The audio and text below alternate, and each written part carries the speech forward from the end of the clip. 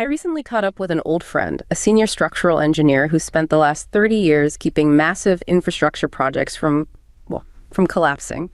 You'd expect a guy like that to be proud, maybe even a bit arrogant about what he's built. But the mood was different. He seemed tired, almost paranoid. At one point, he admitted that he no longer drives over a specific bridge he helped design back in the late 90s. And not because the design was bad, but because he knows who's handling the maintenance now. I assumed he was going to complain about budget cuts or crumbling concrete, the usual grievances. But then he said something that just stopped me cold. The math hasn't changed, he told me, but the people doing the math have. He described a workplace that had transformed from a meritocracy into a minefield. He talked about junior engineers who couldn't be corrected on basic safety calculations without it triggering an HR complaint about inclusion or tone. He described promotion committees where technical excellence was, it was viewed with suspicion, while ideological loyalty was fast-tracked. That look in his eyes wasn't just frustration, it was genuine fear. He wasn't afraid of the concrete failing on its own. He was afraid of a system that has decided reality is optional. It hit me then that what we usually write off as accidents, a door plug blowing off a jet, a sudden grid failure, they might not be anomalies. They might be the early receipts for a bill we didn't even know we were running up. The physics didn't change, but we decided to ignore the laws. And now the debt is coming due. That opening anecdote it's chilling. And it perfectly encapsulates the mission of this deep dive. We are taking that specific creeping dread, that fear that competence is eroding, and we're asking a critical question. Is this just an isolated incident of, say, corporate paranoia? Or is it evidence of a systemic crisis? We've gathered evidence from multiple disciplines to investigate this potential debt of reality. Our deep dive today has 3 major lines of inquiry. First, we're going to investigate how this erosion of meritocracy might be showing up in measurable physical failures. We're moving from anecdotal fear to hard data on operational safety. Second, we'll look at what this crisis of competence costs all of us economically, the invisible tax of inefficiency and the systemic mechanisms that stifle innovation. And finally, we'll explore how these systemic failures are fundamentally shattering public trust in the institutions that are meant to protect us, contributing to a profound fragmentation of our shared reality. That structural engineer's concern is probably the most visceral way to understand this problem. It's not about a theoretical possibility of failure. No. It's about an observed quantitative decline in reliability. As you said, the fundamental laws of physics haven't changed, but our sources suggest that when organizational priorities shift away from core technical excellence, especially within safety-critical environments like aerospace engineering or energy grid management or infrastructure, the results are immediate and tragically measurable in reduced operational safety. Okay, let's unpack this with some of that concrete data. We're talking about sectors where failure is catastrophic, where getting it right is, it's non-negotiable. So what happens when firms, often facing immense external pressure, begin prioritizing certain corporate initiatives, specifically around diversity, equity, and inclusion, over that traditional strict adherence to technical merit and safety-sensitive roles? We can go directly to a core, and frankly, a rather difficult finding here. The research shows there's a substantial and statistically significant positive association between a high corporate diversity score and a corresponding increase in reported workplace accidents. A direct correlation. A direct correlation. And the working hypothesis based on the data is that if firms facing this pressure to achieve specific demographic targets prioritize these factors to the extent that they overlook essential qualifications. So technical skills. Exactly. The essential qualifications necessary for highly specialized, safety-sensitive positions. Well, this naturally results in the undermining of quality and safety standards. I think we need to pause there because that correlation between an increased focus on diversity metrics and an increase in accidents is staggering. And it runs counter to so much of the public narrative. You mentioned technical merit being overlooked. Can you help us understand the scale of this trade-off? When a company moves the needle on its diversity score, what is the measurable cost in operational safety? The quantification is very specific. It draws on comprehensive accident metrics that include total injuries and fatalities involving both employees and contractors. The research indicates that an increase in a firm's diversity score from the 25th percentile, so a lower focus on these mandates, to the 75th percentile is associated with a dramatic 52.9% rise in total reported workplace accidents. 52.9%. That is a massive operational degradation. To ground that abstract percentage for a moment, what does that look like in real terms? In absolute terms, yeah. When you compare it to the average baseline level of about 478 total accidents per firm. That shift is associated with an increase of 262.68 additional accidents. Wow. So this suggests that the decline in safety performance is real, it's substantial, and it's quantifiable, particularly in environments like chemical plants, high voltage grids, or specialized manufacturing where technical precision is just paramount. I have to ask the critical counter-argument here, the devil's advocate position, because it's a necessary consideration when we deal with metrics like this. Wait, couldn't a higher diversity score simply indicate a higher organizational commitment to reporting incidents, maybe things that previously went unrecorded or were minimized? So it would inflate the metric without necessarily proving an increase in, operational incompetence. That is a crucial question to ask. It's the first thing you have to control for. And the research methodology does attempt to account for that. The accident metric used is designed to capture serious, undeniable events. It includes fatalities and severe injuries that require reporting to regulatory bodies. So not just minor scrapes. Not at all. Furthermore, the analysis doesn't only look at the frequency of accidents, but also the severity. And that brings us to the impact on lost workdays. If the increase were solely due to better reporting of minor, previously undocumented issues, we wouldn't expect to see such a proportional increase in these severe outcomes. Okay, that moves the discussion beyond simple compliance and into the realm of human cost and productivity loss. Tell us about the lost workdays metric. Right, so the immediate fallout is quantified directly in lost workdays. The time employees are absent due to injuries or illnesses they sustained at work. Companies that are operating with above median diversity in this data set experience a significantly higher average of 5,092.340 lost working days. 5,000. Now, compare that to firms with below median scores, which report an average of only 1,482.93 lost days. Help us visualize that. Help me visualize 5,000 lost work days. That difference. It's over 3,600 additional days lost. That is truly staggering. Is that the equivalent of what, a small factory shutting down for an entire year? It's precisely that kind of organizational friction. 5,000 lost days is roughly equivalent to 20 full-time employees being taken out of service for an entire calendar year. Just gone. Gone. Due to severe recordable incidents. This significant difference is not just a statistical anomaly. It points to materially worse overall workplace safety outcomes. It's an increase in both the frequency of severe accidents and the resulting injuries that require lengthy absence.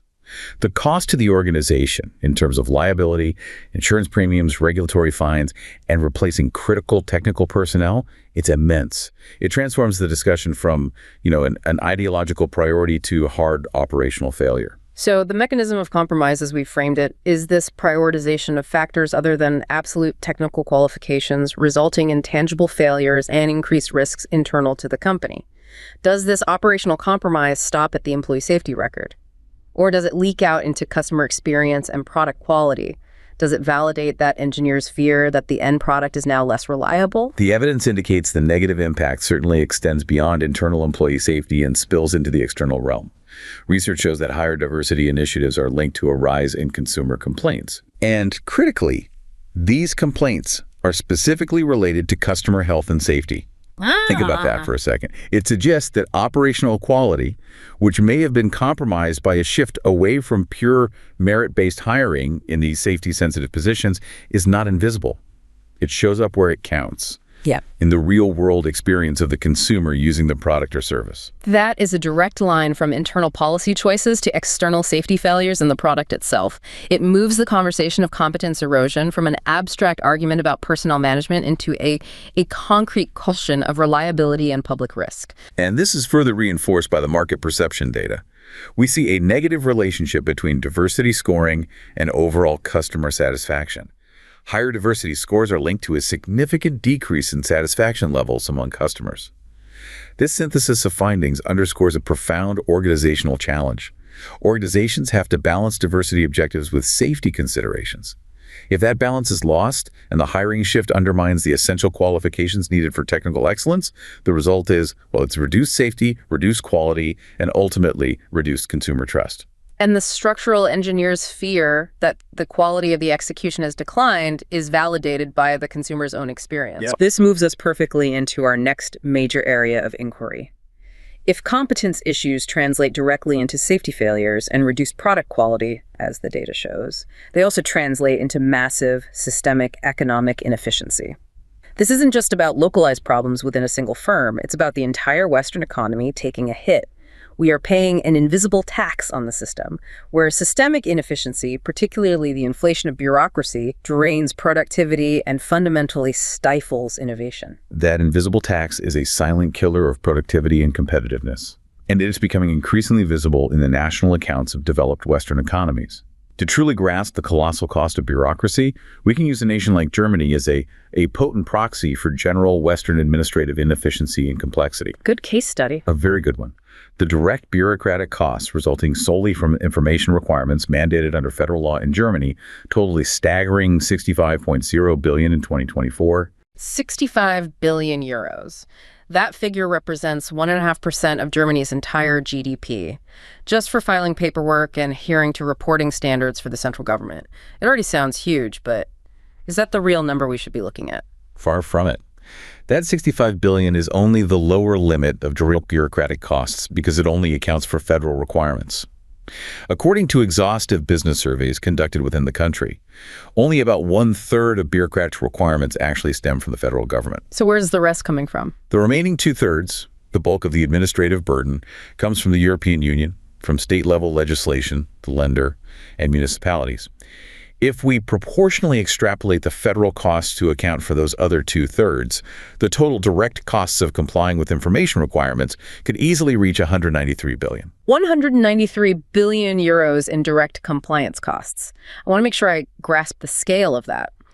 That number represents the hidden overhead for every single German product and service, making them less competitive globally. Is that right? That's the real tax we're talking about. That's it. What could a country do with an extra 193 billion? Its opportunity cost writ large. Exactly. That money is being spent on process, not on output. It's funding personnel whose sole job is compliance, rather than innovation or production. And it's not just the volume of requirements, it's the complexity. Business dissatisfaction is growing dramatically. Surveys show that the single weakest factor in location assessments for businesses is the abundance and comprehensibility of bureaucratic requirements. So it's not just that there are a lot of rules, it's that nobody can understand them. Precisely. This tells you that the incomprehensible jargon and the complexity itself is a huge problem, frustrating businesses beyond the simple volume of forms. Are there specific sectors or regulations that businesses cite as being the worst offenders? Where does the bureaucracy bite the hardest? Yeah, specific pain points mentioned by firms generating particularly high levels of bureaucracy include the increasingly complex and often vague data protection laws, which apply to everything from marketing to internal HR and comprehensive environmental legislation.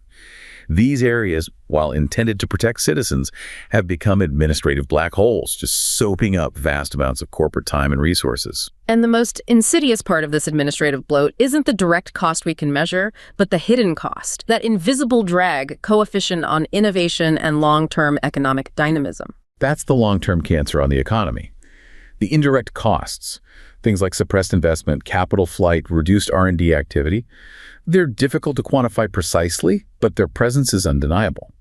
We know that approximately 1/4 of the businesses surveyed in these major economic studies identify legislation and bureaucracy as significant obstacles to innovation.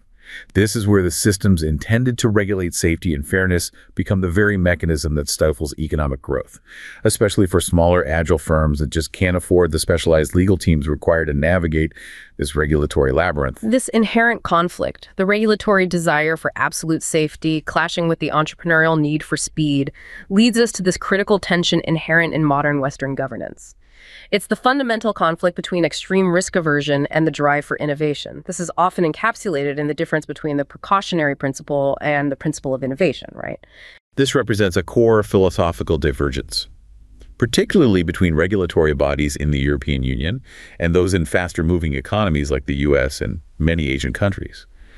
Ambiguous legal requirements, such as those concerning the nascent use of artificial intelligence, they exemplify this. They create massive legal uncertainty. And that uncertainty stops people from trying new things. It restricts technology adaptation and limits innovation, particularly for small, innovative business startups that typically have very limited financial resources to absorb the risk of legal challenges or regulatory shifts. So the desire for bureaucratic certainty and complete risk mitigation ends up acting as an anchor on the entire economy. It favors massive incumbents who can handle the regulatory expense over the disruptors. It absolutely does. And the EU's regulatory approach, which acts as a guide for many Western systems, highlights this perfectly. The European regulatory framework has deep historical roots in the precautionary principle. We need to be clear about what that means. Go ahead. This principle aims to avert risk early, often before full scientific evidence of a specific hazard is even conclusively available. While that sounds prudent on paper, the practical application seems to be the choke point. It is. This approach is increasingly being extended not just to proven environmental dangers, but to new, complex technologies. Things like advanced genetic engineering, novel materials, and artificial intelligence.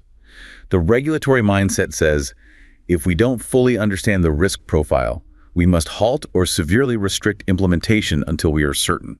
And what is the consequence of that philosophical fixation on preventing risk before it's fully understood, especially when you're faced with global competitors who just don't share that caution? It is becoming a profound competitive disadvantage in the global market.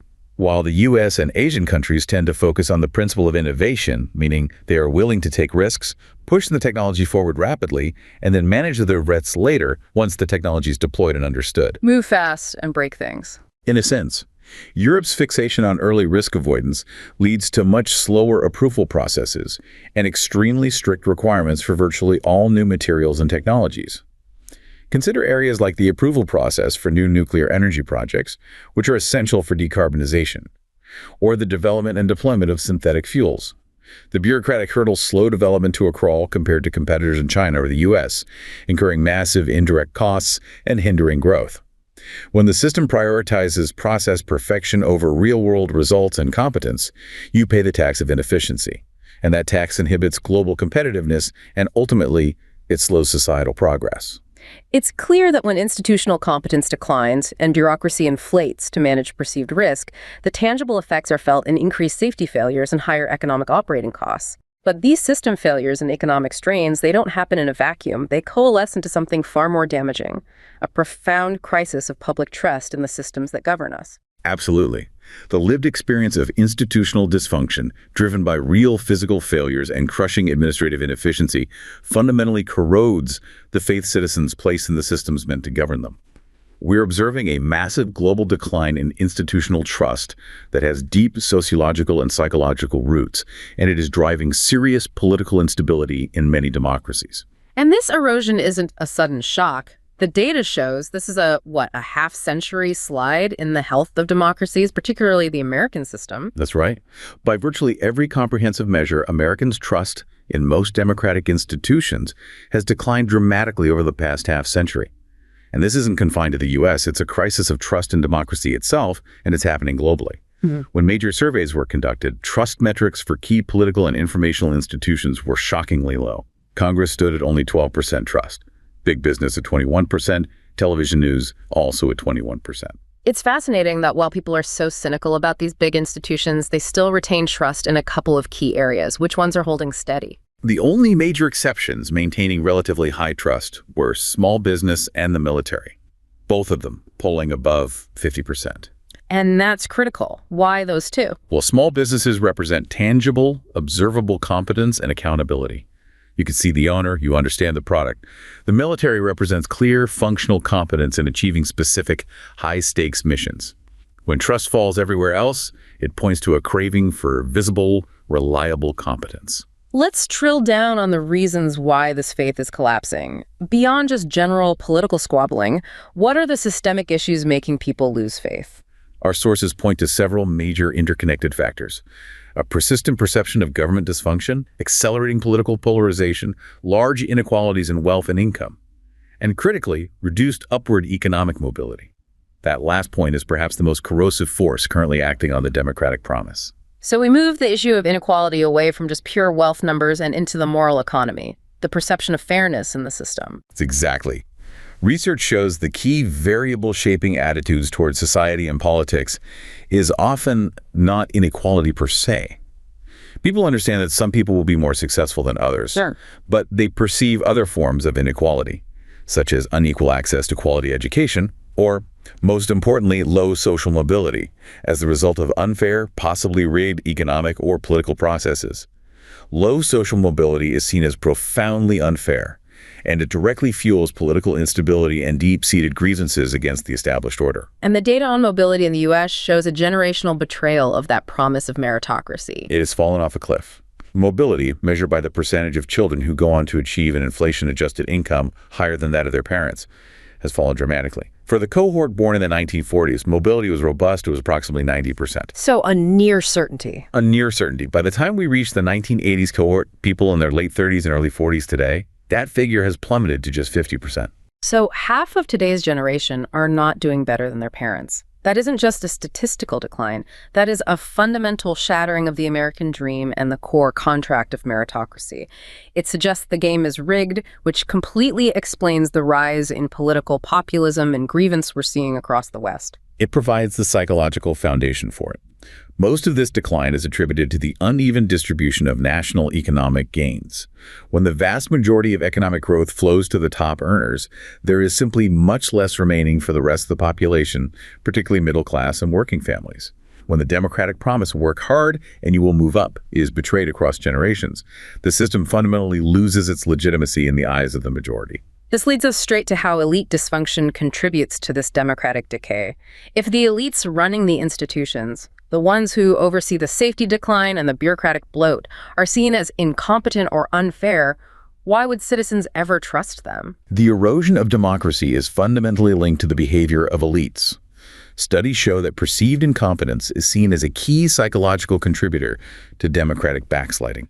But it's worse than just failure. It's the fact that elites often operate with severe misperceptions of what a majority of voters actually wants. How so? They frequently project their own preferences, or those of their closest peers, onto the general public. This results in unequal representation where high-intensity activists, major donors, or the wealthiest voters have an outsized influence on policy, which further alienates the general public who feel unheard and unrepresented. They realize the system is responsive, but not to them. So the people in charge are essentially making poor decisions because they're insulated, they're living in an echo chamber of their own making, and then they pay the price in massive public distrust and political backlash. And they actively exploit a key psychological lever among voters, the status quo bias.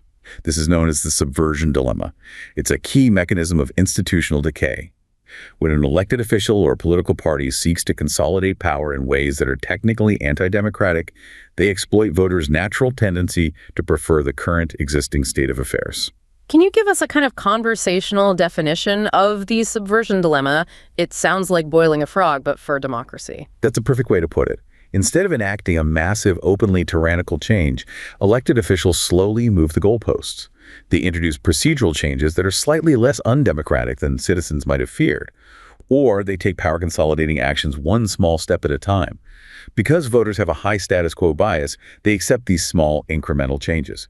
By gradually pushing boundaries, elites normalize increasingly undemocratic behaviors over time, ensuring that voters accept the new, eroded status quo. It's a slow-motion institutional decay driven by psychological manipulation. And while these institutional failures are chipping away at the foundation, the entire information ecosystem is fragmenting. It's making it impossible for citizens to even agree on what the foundation is. We've moved beyond political disagreement and into a fundamental crisis of believability. This inability to agree on facts is perhaps the most disturbing development because it makes solutions impossible. When unwelcome facts are immediately branded as fake, false information spreads widely, and we see a sociological phenomenon known as a sort of Gresham's law for information. That's a concept usually reserved for economics, where bad money drives out good. How does that translate to the media environment? Essentially, bad, sensationalist, or emotionally charged information is so effective at capturing attention that it ends up crowding out the slower, more rigorous, and often less exciting work of quality journalism. If citizens cannot rely on the media for a truthful, shared account of political and social activities, doubts about the legitimacy of the entire government structure spread quickly, since people are operating on completely different data sets. And this is where the new media environment just accelerates this decline into fragmentation. What are the key features of the digital landscape that make the spread of bad information so much more effective and so difficult to correct? Our sources identify 8 critical challenges posed by the modern hyper-connected media environment. And the first 3 are just fundamental to the decay of shared reality and trust. First, scale and instantaneity. Digital technology has connected billions of people via mobile devices and broadband. The sheer size of platforms like the major social media companies means that messages travel quickly and virally throughout the world with unprecedented speed. So a lie gets halfway around the world. Before truth puts on its boots, it's more accurate now than ever. False political stories diffuse significantly farther, faster, deeper, and more broadly than the truth. Correction is almost impossible. And the economic engine driving these platforms just adds fuel to that fire, incentivizing sensationalism over accuracy. That is the second, attention scarcity. In an environment saturated with information, human attention is the scarce commodity. The platform business model is built entirely on maximizing advertising revenue by maximizing the amount of time users spend on their sites. This strong incentive encourages emotionally charged, provocative, or extreme content, regardless of whether it's true or false, at the expense of honest, nuanced reporting. This fuels sensationalism, outrage, and distraction, which drives deep engagement. And the third, filter bubbles and echo chambers. Exactly. This is the personalization engine at work, and it is a massive structural problem. Algorithms are designed to promote content that appeals to people like you and keeps you on the platform. In doing so, they constantly reinforce pre-existing views and isolate users from alternative views or critical fact-based information. This technique contributes directly and profoundly to political polarization and the fragmentation of the body politic, allowing different segments of society to genuinely operate under completely different sets of facts about the economy, safety, and governance. What about the newer, more sophisticated tools available to manipulators, especially foreign powers who want to destabilize trust? Beyond those three core drivers, we also deal with several others. Anonymity, which permits users to post without accountability, making it difficult to discern the true source or motivation of information. Insecurity, meaning these vast platforms are vulnerable to repeated data breaches and hacking. Big data and social engineering, which use vast troves of user data to optimize content for maximal appeal, leading to charges of digital addiction and tailored misinformation campaigns. And finally, the automated tools, like bots. Automated programs known as bots are used to artificially boost attention to content and manipulate perceptions of what is popular or trending. For example, during the 2016 U.S. election, evidence showed Russian forces deployed at least 50,000 bots on Twitter alone to help spread disinformation and amplify divisive messages. And the Russian interference is a perfect case study in the ultimate goal of the disinformation threat. It wasn't just about favoring one side, was it? No, not at all. The primary overarching goal of foreign powers, notoriously Russia's Internet Research Agency, in systematically using social media platforms, was not merely to elevate or diminish one candidate or party. It was fundamentally to sow mistrust and confusion of what sources of information are authentic. So the goal is chaos. The goal is chaos. If the public cannot distinguish between credible news and fabricated content, the entire democratic process is undermined because informed citizenship becomes impossible. And looking forward, we are seeing the rapid advance of deepfake technology, which can convincingly portray something that did not happen by manipulating video images and voices, making it increasingly difficult for anyone to tell if the audio and video content they consume is real or synthetic. That brings us to a profound crisis. We have seen the evidence of collapsing competence and safety metrics. We have quantified the economic drag of inefficiency reaching into the hundreds of billions, and we've analyzed the sociological fallout of fractured trust and fragmented reality. The question now moves from diagnosis to prescription. What are the specific, actionable interventions needed to restore legitimacy and rebuild the foundation? We have to start with the information ecosystem. Because without a shared set of verifiable facts, none of the other interventions, economic or civic, can possibly succeed. The key recommendation for media organizations is a mandate for radical transparency in their practice. Radical transparency. That sounds like a complete shift from the current journalistic model, which often hides the process behind the product. What does that look like in practice for a major news organization? It means revolutionizing their relationship with the community by disclosing the context for every facet of their operations. This ranges from the business infrastructure of the news entity, where the money comes from, how decisions are budgeted, to the specific editorial criteria for covering certain stories, and even the internal decision-making process for controversial pieces. They need to show their work. They must show the skeleton of their reporting to help users understand why they should trust them. It provides a counter-narrative to the anonymity and the black boxes of social media. Specific elements of this transparency include providing explicit details on the use of anonymous sources, explaining both why anonymity was granted to protect the source and what the informant's motive might be. This provides the listener or reader with the necessary context to assess the credibility themselves. And it feels crucial to address the crisis in local journalism. If people can't trust the national institutions, local news often provides a crucial tether to verifiable local facts and local accountability. It is essential, and it is failing rapidly. Many communities across the country are becoming news deserts due to the dramatic financial decline in local news organizations. For instance, the number of full-time State House reporters who cover state policy that profoundly affects citizens' lives declined by 35% between 2003 and 2014, leaving huge gaps in local civic accountability. So if the market isn't supporting local news, what's the viable solution for rebuilding that community-level information infrastructure? Philanthropy has to accelerate investment in nonprofit, mission-driven community news organizations, CNOs. This approach, similar to the establishment of the public broadcasting system decades ago, focuses on mission over pure profit, ensuring that local issues are covered and local governments are held accountable. You can't have high civic competence if citizens don't know what their local councils and state legislatures are doing. And transparency is also needed from the platforms that deliver the information. How can we make these powerful tech entities, who often seem to be above regulation, accountable for the integrity of the information they distribute? They should be designated as information fiduciaries. This framework, borrowing from established American jurisprudence for professions like doctors, lawyers, or investment managers, would legally oblige tech companies to act in a trustworthy manner toward their users. A duty of care? A duty of care. This means ensuring the security and confidentiality of user data, and crucially, not using that data for their own benefit in ways that compromise the interests of the user, like amplifying malicious content for profit. Furthermore, platforms must utilize technology to combat disinformation, not amplify it. They should be required to develop technology and standards to disclose the original source and publisher of information for every piece of content.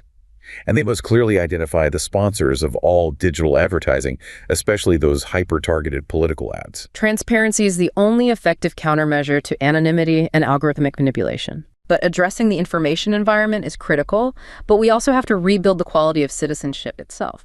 The crisis of competence we started with, the math being done wrong, demands a fundamental solution in education and civic identity. We must revitalize education with rigorous standards for civic and 21st century literacies.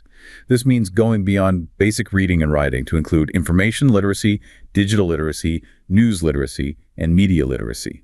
The goal is concrete and foundational. Before high school graduation, all students should be required to pass the U.S. citizenship exam or a similar civic knowledge test. Too many Americans lack an understanding of the basic elements of their government, making them far more susceptible to misinformation and manipulation and unable to properly judge the performance of their institutions. And what about the great failure of social mobility, the breakdown of shared identity, the rampant polarization? All of that points to a desperate need to bridge deep socioeconomic divides. How do we get people of differing views and socioeconomic classes to regain empathy and a sense of common purpose? The recommendation here is a widespread national commitment to a year of voluntary national service. And it should be aimed broadly at high schoolers, college students, and older Americans who may be changing careers or looking for new civic engagement. What's the primary purpose of this? Is it job training or something more fundamental? The purpose is fundamentally civic and sociological. It's to bring people together from all sections, sectors, and classes of society for a shared, non-political endeavor, whether it's conservation, tutoring, or disaster relief. This experience fosters empathy, civic commitment, and a shared sense of obligation. The advantage that institutions like military service use to offer mixing young Americans of all backgrounds together in pursuit of a collective goal needs to be replicated in a civilian context to break up polarization. And is there an economic case for it, or is this purely a cultural project? Oh, this commitment isn't merely a feel-good measure. It has a proven, measurable economic benefit that makes it fiscally responsible. Studies on national service programs for youth and seniors demonstrate a strong return on investment.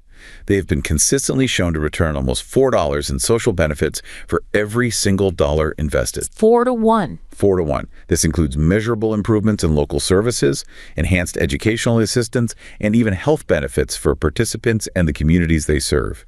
It seeks to renew American cultural and civic organizations by instilling a sense of common obligation that crosses political lines. Finally, we have to make our institutions competent and efficient again by directly addressing that bureaucratic burden that is crippling productivity and innovation.